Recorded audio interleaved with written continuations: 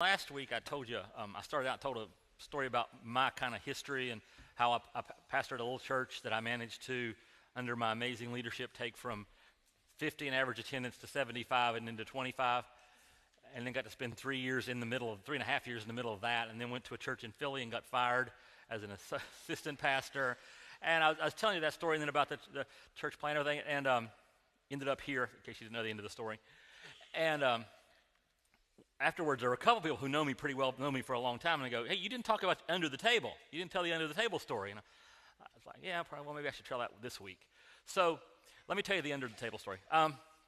Like I said, I got fired as an assistant pastor at a church just north of Philadelphia. And while I was there, like I said, while I was at the small church, I was preaching every week, and it was really hard. I think I told you last week, the hardest thing I've ever done in my life was just stand up and go to the front of the auditorium and preach. During those last few months there, it was just torture. And so I went to this other church, and I'm an assistant pastor, and I'm preaching a couple times a year, and I convinced myself I would be okay if I never preached regularly again. Now, I taught Bible studies and stuff, but I said, I'm good. I'm really good.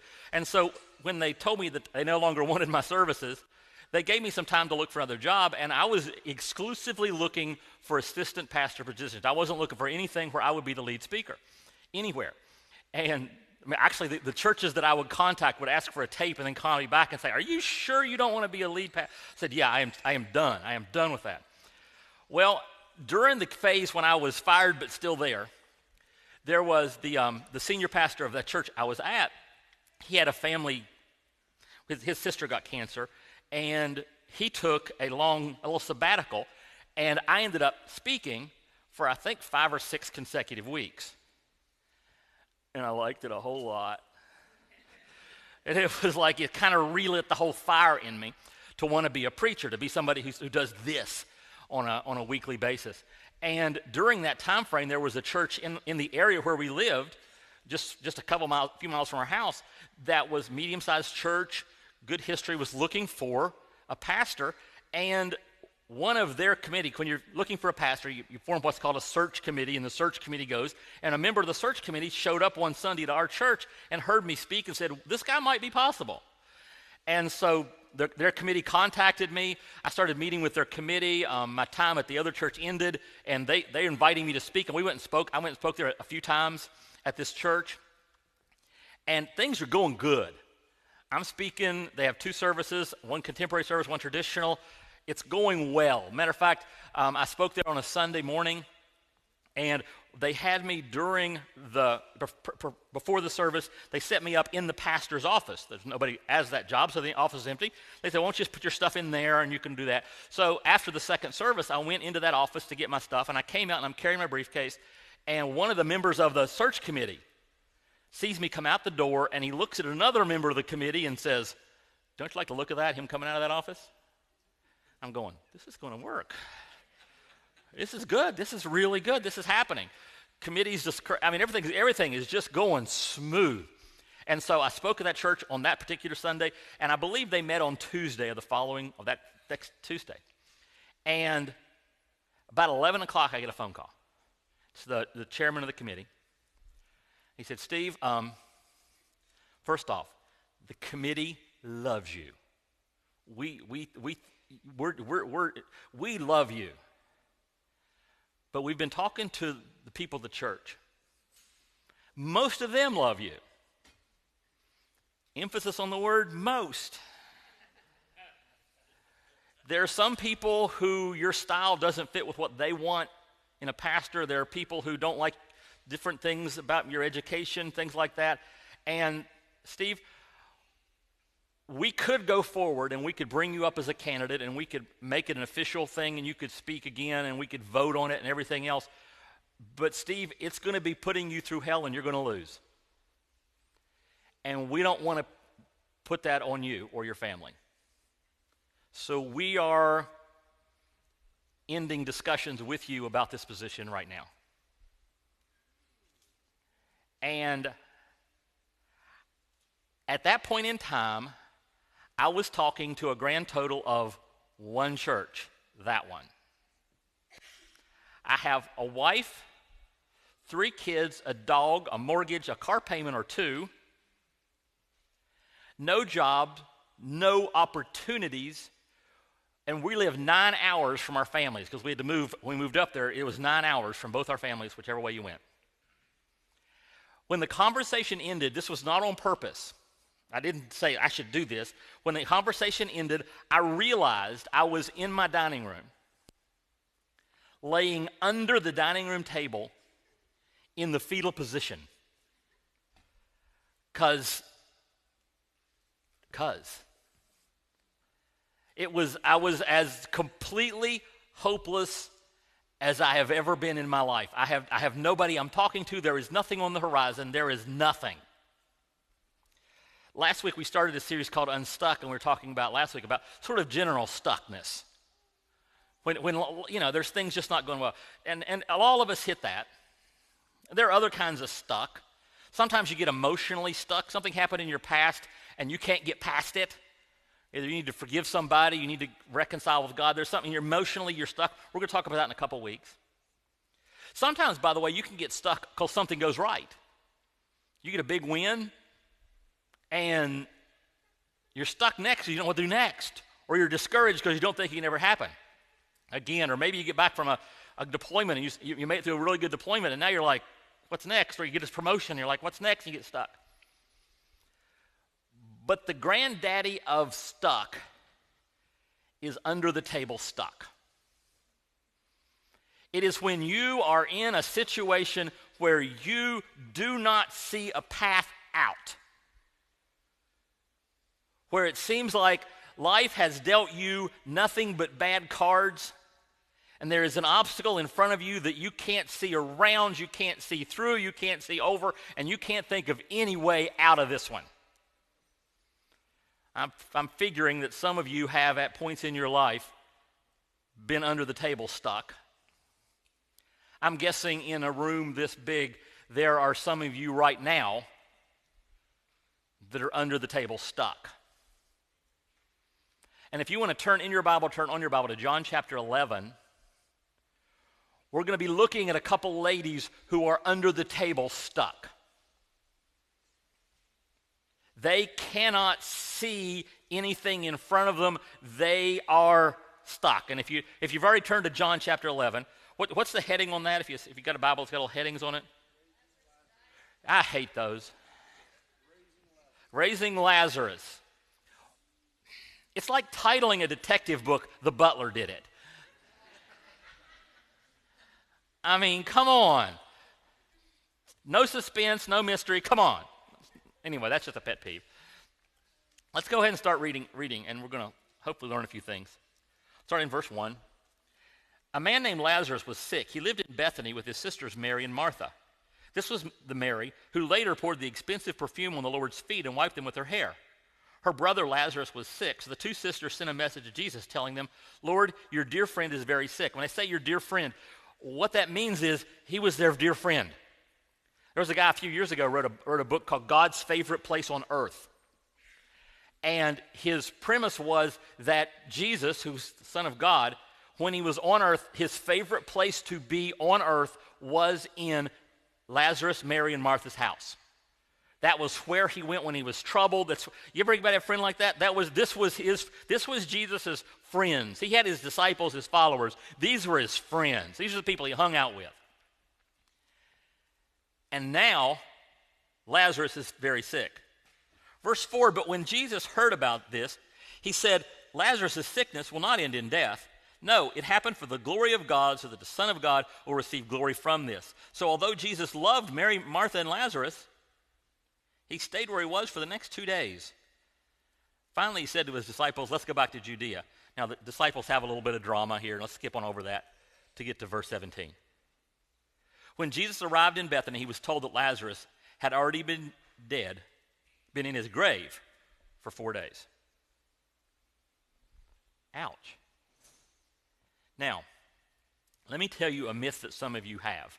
And it's a recurring thing. It'll pop up in your head. It'll come back regularly because you have to talk yourself out of it because you want this to be true so much that you wish it almost into existence. And that is this.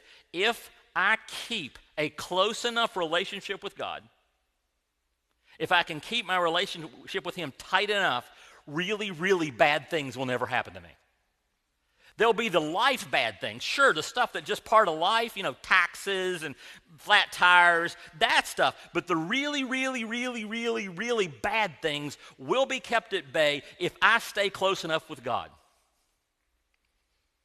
And Mary and Martha and Lazarus loved Jesus completely, and Jesus loved them completely, and their house was Jesus' favorite place on earth, and Lazarus got sick, and Lazarus died, while Jesus was out doing what? Traveling around the country, healing people who were sick. Now this is the bad point. This is the one you don't want to hear, but you need to hear this. God's path for your life may include extreme difficulty and pain. I would say God's path for your life will include extreme difficulty and pain, but I don't like to paint God into a box and say he has to do something a certain way, and I guess sometimes he may choose not to, but the overwhelming majority of the time, God's path for your life will include extreme difficulty and pain. One of the things I like to do with my Bible reading is I like to do what's called journaling. And journaling, you go through a book and you just start and pick a book of the Bible, and you just read a little section of it, and you sort of say, okay, God, what are you trying to say to me in this passage? And then you write that down. And I've been doing this for years and years and years. And I've done that. One of my favorite books in the Old Testament is a book called Micah. It's one of the minor prophets. And I've found out recently that I've journaled through that book 3 times. And each time I don't go back and look at what happened before because I want fresh perspective. And I found out that every time I've journaled through Micah, I've written down the same verse when I got to it.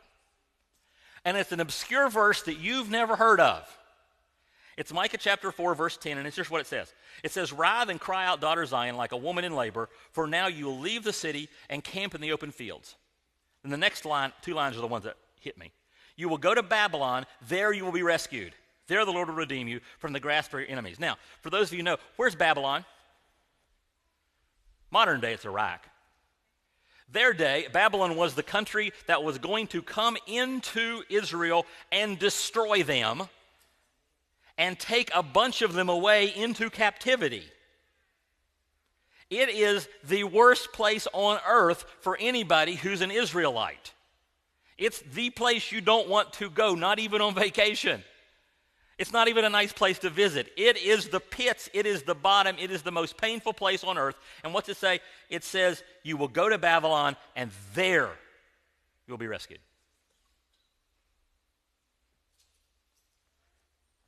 Sometimes the only place God can rescue you is under the table. Sometimes the only place God can teach you the lessons he wants to teach you is under the table. Sometimes the only places where God can train you to do all the things that he designed you to do and make you the person he designed you to be is to allow you to go under the table. And that's what's happening with these people. Now let's keep reading. Verse 18. Bethany, the town they're in, was only a few miles down the road from Jerusalem, and many of the people who had come to console Martha and Mary in their loss. When Martha got word that Jesus was coming, she went to meet him. But Mary stayed in the house. Martha said to Jesus, "Lord, if only you had been here, my brother would not have died. But even now I know that God will give you whatever you ask." Now, here's my second pet peeve about reading the Bible that we have time for today. The second pet peeve is the halo peeve. And the halo peeve is whenever I'm reading the Bible and I come across somebody, I put a halo on them. Okay? Now, Judas Iscariot, I don't. The bad guys, I don't. But all the good guys, I always put a halo on them. So when I read that, how I read that is this. Martha said to Jesus, "Lord, if only you had been here, my brother would not have died. But even now, I know that God will give you whatever you ask." Is that how you read it? That's not how she said it. That's not even close to how she said it. Here's how she said it. She said, "Lord, if only you'd been here, my brother would not have died. If you hadn't been gallivanting all over the countryside, healing everybody who wasn't your friend, You could have been here healing my brother whom you supposedly love. But even now, I know that God will give you whatever you ask. In other words, Jesus, I am willing to forgive you for not being here. Okay? I know you screwed up, Jesus. But I have chosen to give you a pass on this one. And I am willing to put up with the fact, she'll call him later Messiah, that you're the Messiah and you can do what you want. I'm giving you a pass this time. That's what Martha said. A little bit of interpretation, but that's how she said it. By the way, you ever been stuck and blamed God for it? Been angry at God for it? That's where she's at. Same place. Let's keep reading. Now, here's how we know about the whole thing about what she believes. Jesus told her, your brother will rise again. Yes, Martha said, he will rise when everyone else rises at the last day. So she doesn't believe he's going to rise from the dead. We'll see it over and over. Jesus says to her, I don't know that he did this first, but in my mind he did. He went, I am the resurrection and the life. Anyone who believes in me will live even after dying. Everyone who lives in me and believes in me will never, ever die. Do you believe this, Martha? Yes, Lord, I've always believed that you are the Messiah, the Son of God, the one who's come into the world from God. In other words, yes, Jesus, I've always believed you're the Messiah, but she has a really small definition of Messiah. Really limited picture of what that means. Okay? Now let's keep reading because she's got a sister. Verse 28. Then she returned to Mary. She called Mary aside from the mourners and told her, the teacher is here and he wants to see you. So Mary immediately went to him. Jesus had stayed outside the village at the place where Martha met him. When the people who were at the house consoling Mary saw her leave so hastily, they assumed she was going to Lazarus' grave to weep. So they followed her there. When Mary arrived and saw Jesus, she fell at his feet and said, okay, let's put our halo on. Lord, if you had only been here, my brother would not have died. Now, any of you ladies, guys do this study too, but ladies love the Martha Mary Bible study, right? How many ladies have been through a Martha and Mary Bible study?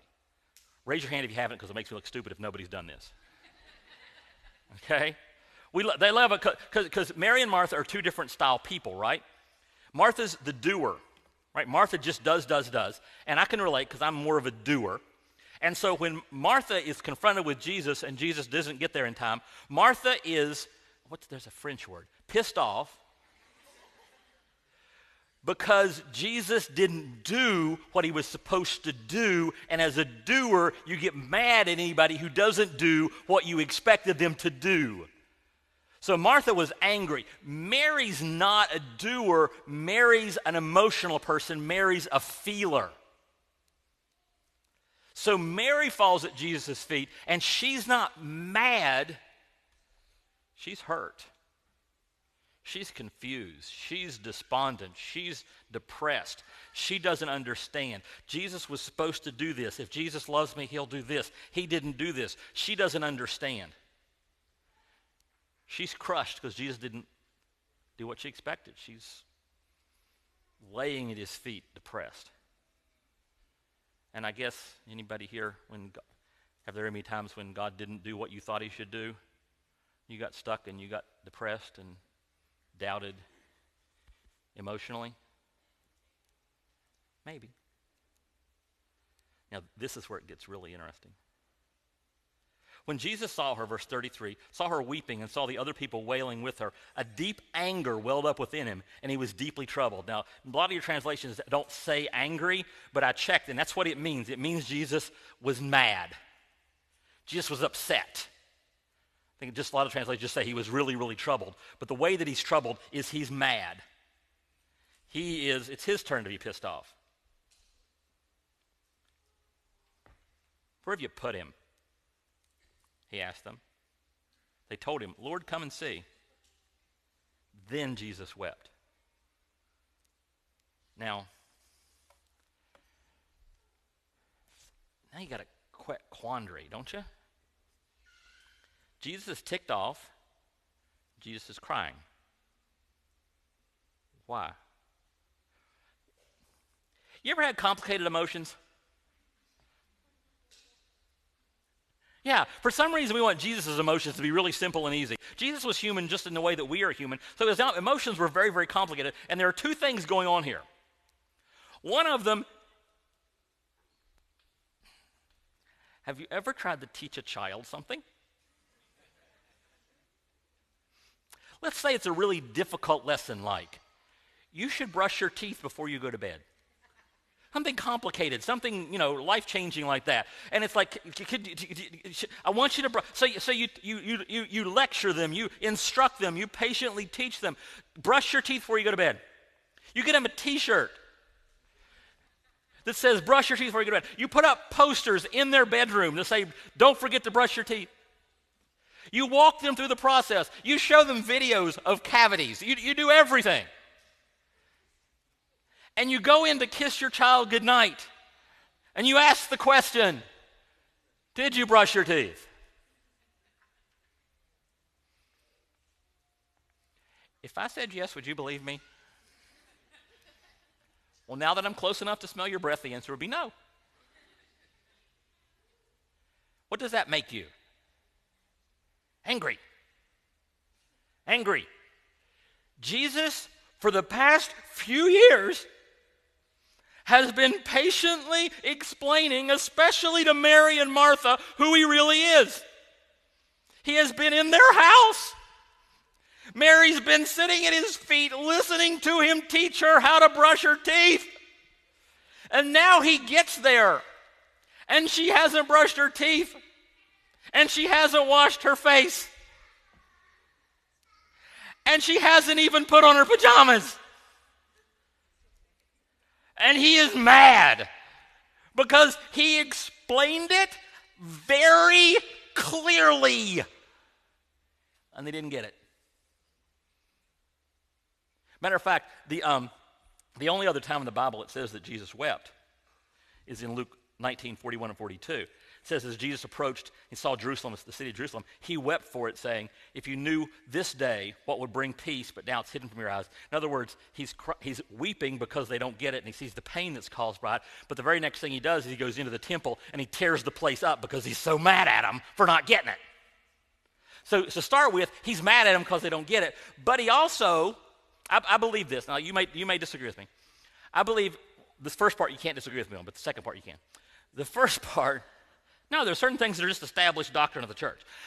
And it is an established teaching of the church that when Jesus came to earth, the Son of God came to earth, he veiled, he chose to set aside some of his divine qualities. And one of those was omniscience, the ability to know absolutely everything all the time. And also omnipresence, the ability to be everywhere all the time. So the way this looks to me is, and this is the part you can disagree with, Jesus is far away when all this is happening, and Jesus has already gone through what's going to happen. Okay, I'm going to stay here.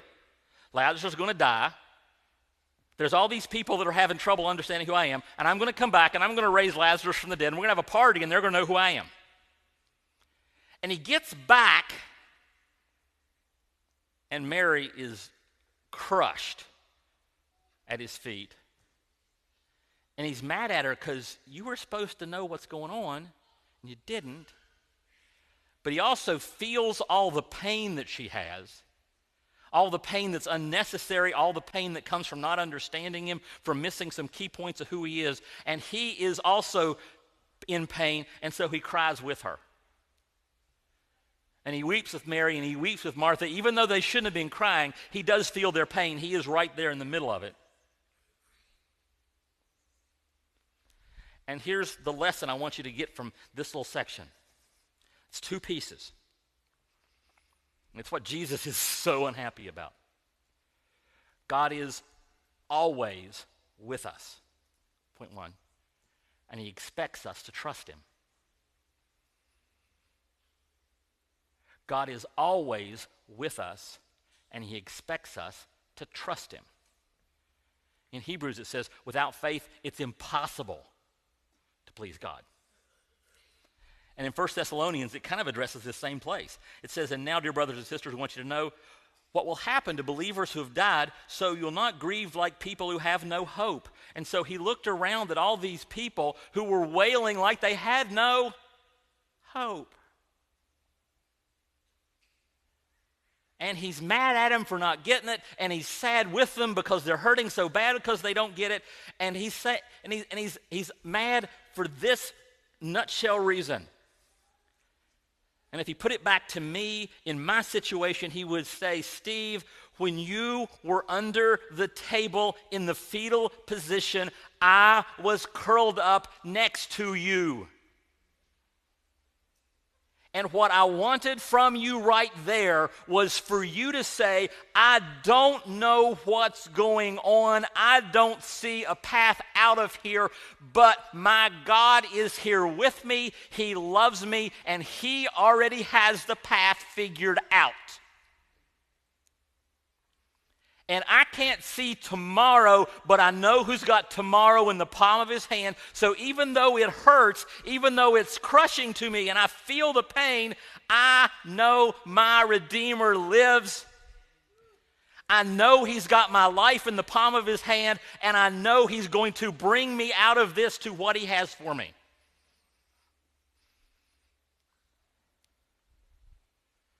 Want to finish the story? Can I finish my story first? I'm on the table with the fetal position. You got that part right. No hope. Get up the next day. Of course, that night I'm sending out resumes before I go to bed. And I get up the next morning, and it was kind of serendipitous that for some reason we decided to watch a movie called Serendipity. I don't know if you know the movie Serendipity. It's a rom-com. It's not the greatest rom-com ever made, but it's my favorite for this reason. We're watching the movie, and as in every, and I'm going to spoil rom-coms for you just slightly. Every romantic comedy has this element in that we're trying to get these two people together, and there are obstacles, and then somewhere about 15 minutes to go in the movie, 10, 15 minutes to go in the movie, we finally throw the ultimate obstacle at them. And it's suddenly hopeless. There is no way the couple can get together now. We're 15 minutes from the end, and we lost. The movie's a failure. Tom Hanks and Meg Ryan are not going to end up together on top of the Empire State Building. That's how it goes. That's what has to happen at the 15-minute mark. 15 minutes to go in the movie, and all is lost, and our hero, John Cusack, is despondent. He's under the table. And his best friend hands him what he was going to read at the wedding that didn't happen, and it's a fake obituary for him. And this thing that he reads is about how our hero, John Cusack, even though everything went to crap in his life, he refused to give up hope, and he clung to the belief in, final word, destiny. And as a Christian who believes destiny is in God's hand, I'm laying on the sofa watching this movie and I'm crying. Right? Because what other option do I have at that moment in my life? Because the speech was like they'd written it for me at that moment in my life. And I am not making any of this up. You can ask my wife, who everyone knows is honest. You can ask her. We're watching this movie, and like I said, when they have this particular scene in the movie, you've got 10 to 15 minutes left of movie before somehow they miraculously get together anyway, right? You know, Richard Gere runs back into the factory, grabs the girl up, and runs out of the factory with her in his fighter uniform, right? So, before the movie ends, 10, 15-minute window, it's a knock at the door. It's a guy who was on the committee talking to me about this position. My daughter Sierra had left her Bible at the church. I was not in the mood to go back to the church to pick up the Bible. So I contacted Chuck and said, Chuck, because I got to know him a little bit during the committee thing, when you get a chance, could you go over to the church, get her Bible and bring it back? No rush. He decides to do it the very next morning. He's at the door, he knocks, probably afternoon by this point. Hands me the Bible, we talk for about 5-10 minutes. And Chuck, and I'm not making any of this up, looks at me and says, have you ever thought about planting a church?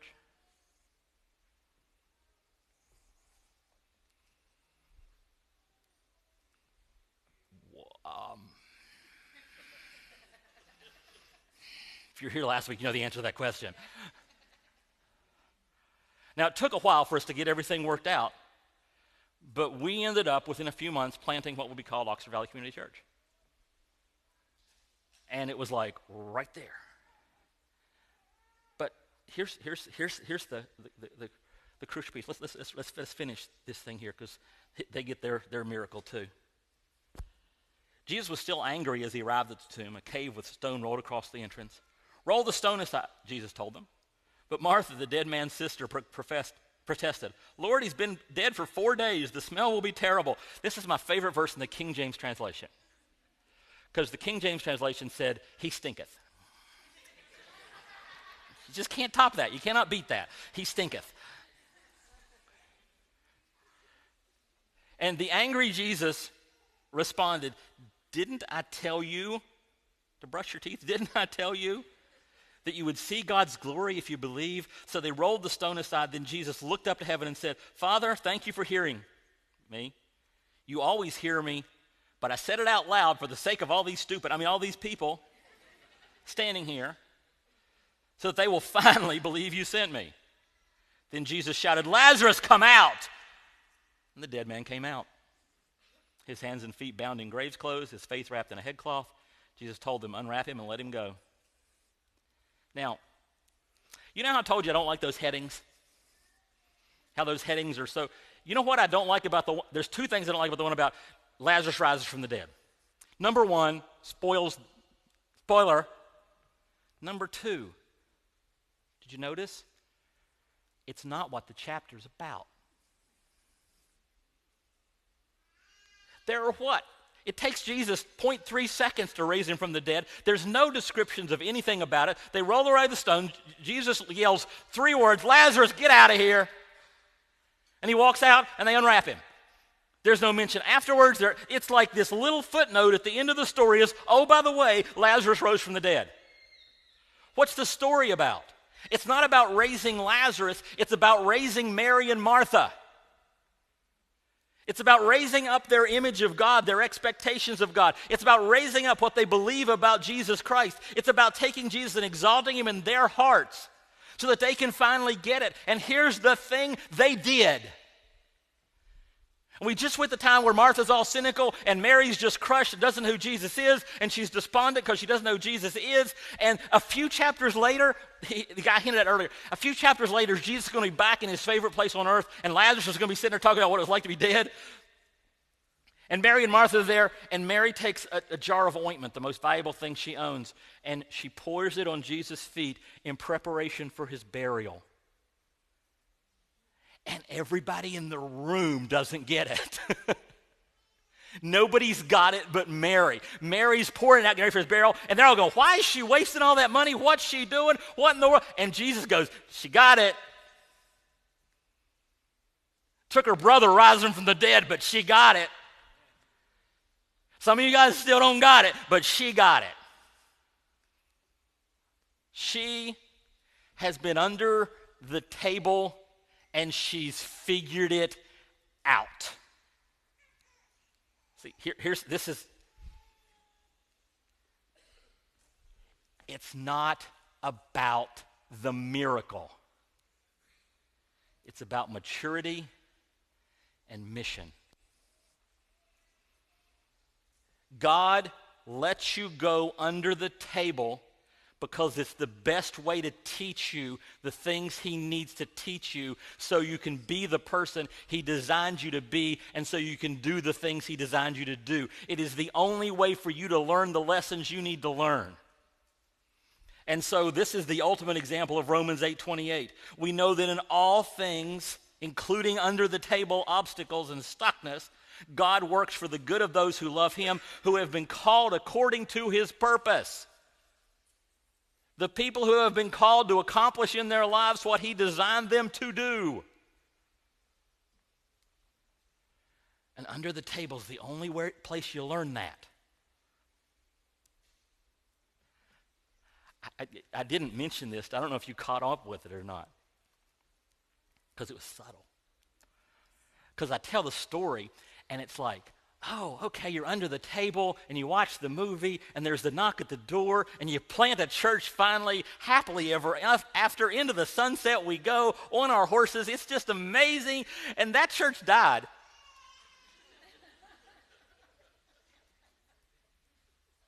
That church didn't make it to its third birthday. We had to shut that puppy down and send everybody to different churches. And you know where I was then? Yeah, I didn't literally get a table, but I got under the table again. And then God says, oh, you want to try again? And I'm like, well, let's see.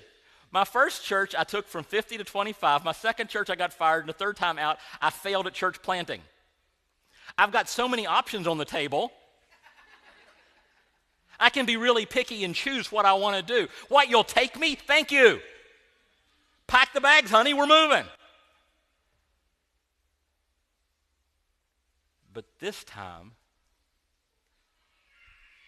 God had made me into a person who was ready to do some of the things that had to happen for this church to happen. I was ready to share the load. I learned how to deal with people. I learned how to deal with conflict. I learned that anything I try to do without God fails. I learned that when God sends you amazing people like he keeps sending us at Spout Springs Church, you let them do their thing. And I learned it under the table. Because that's where you learn the stuff that matters. That's where you learn the stuff so that you are ready to do whatever God wants you to do. And God will use under the table to propel you into service, to change the way you view God, to take you from having this infantile little view of God who's just this puny little Messiah that Martha was worshiping to start with, into the God of the universe who can raise a man from the dead while he's ticked off with just one simple phrase, come out. It's almost like the beginning. God said, let there be light. And there was light. That's all it takes for him. And you learn that under the table. And God loves you so much, he will put you under the table as many times as it takes, and he will go with you every single time. And I'm guessing there are some of you guys, and you're under the table. And you've been wondering, why? Well, I hope you're starting to figure it out. Being under the table doesn't mean that God doesn't love you. It means he loves you so much he'll do whatever it takes for you. And he'll go wherever he has to go with you. I've heard somebody say years ago, one reason God lets you end up flat on your back is because when you're flat on your back, the only way you can look is up. And he puts you in a position where your only option is to look to him. By the way, if you're here today and you don't have a relationship with this God who loves you so much that he goes into the battle with you and stays beside you no matter how bad it seems, he wants to have a relationship with you too. If you're ready for that relationship, all we ask you to do is grab one of these blue bags. We have a bunch on the table back there. If you grab one, we'll connect you with somebody. They'll take about 10 minutes, walk you through the contents of the bag, show you how to have that relationship with Christ. Maybe that you accepted Christ, you need to announce it by being baptized. Just let us know. We'll glad to connect with that. If you want to get connected with the church in a greater way, after the service, Pastor Barry has he talks to people about 10 minutes about their next step. Just walk out of the building, go to the tent building and turn left. Barry will be standing there. It's possible, quite possible, as we've talked about this, that God's kind of spoken into your heart about some lessons he's wanting to teach you, or maybe you're just stuck under the table and you don't see the why yet. That's good. That's cool. But if you want to pray about that, we've got a cross. It's over in the corner during this next song. If you want to just walk over there and pray about anything you want to pray about, whatever God's laid on your heart. If you'd like to pray with somebody, we've got some people around the outside of the auditorium with lanyards on, and they'd be glad to pray with you. Some of them don't have lanyards on, but around the table, grab them. Just walk up and say, hey, I'd like to pray with you, and they'll pray about anything you want to pray about. It could be you've got a friend who's under the table right this second, and you're hurting for them, and you want to pray with them. That'd be cool too. Could be you need to remind yourself just how much God loves you, how much Jesus cares for you. And one great way to do that is take communion. We have communion stations, one in the back here, one in the front. You just take communion during this next song. Remind yourself that you have a God who says, though I'll walk, we say to him, though I'll walk through the valley of the shadow of death, no matter how bad it gets, he is there with us. So, God's plan for your life, it's probably going to include pain. It's probably going to include difficulty. But never forget, he is always there with us. And the biggest thing he's looking for us during those times is to trust him. To acknowledge that he knows what he's doing, that he has a path out from under the table, that he has a plan for everybody in this room's life, not just mine, for all of you. And just because you can't see the plan, not that big a deal. And if you're under the table right now, one little piece of advice: don't look at the obstacle. Don't focus on that obstacle. Focus on God.